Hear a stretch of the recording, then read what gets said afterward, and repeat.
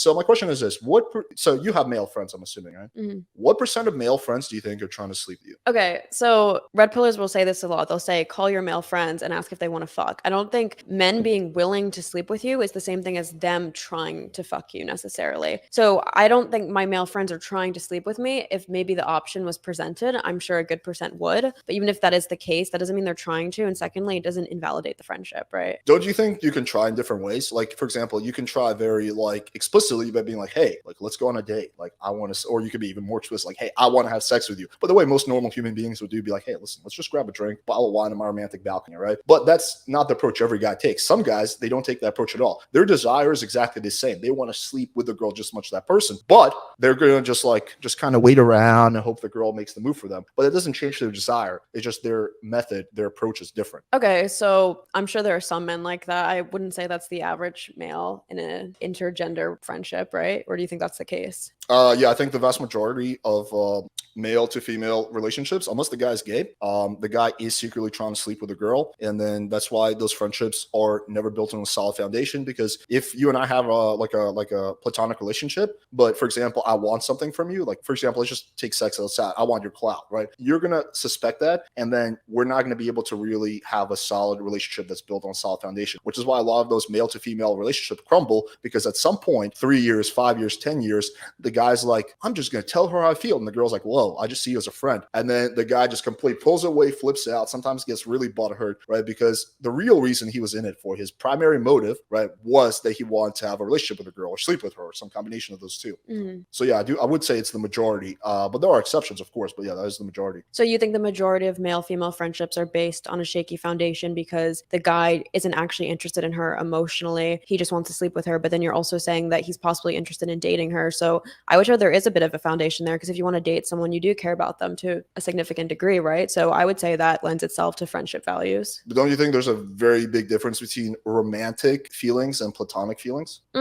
I have very strong platonic feelings for my camera guy, right? That is very different than the feelings I have for my girlfriend. They're not even close. There's a little bit of overlap. There's an element of like camaraderie and whatnot, but they're very different. Possibly. Maybe this sounds gross, but I do think a lot of romantic love can also feel like brotherly or sisterly. And I think with an intergender friendship, like male-female friendships, even if the guy or girl don't want to sleep with each other, I think it's a slightly different type of bond than if it was a male-male friendship or a female-male friendship, even if one of the parties is gay. Okay, what do you think okay, how about this? What if we did a secret survey? We asked all your male friends, hey, do you have feelings for Fire? Would you like to sleep with her? Would you like to date her? And let's say you found out that every single one of them said yes. Would that change the way you view your relationship with them? No, knowing that they'd want to sleep with me, no. If you were to ask them, hey, do you not care about her as a person? Do you think she's an idiot? Do you think she has nothing to offer other than potential pussy one day? And they all said yes, that would 100% change my perception of our friendships. Okay, I mean, that's interesting, because if you feel for like a lot of girls that when they found out that the guy they're friends with has an ulterior motive,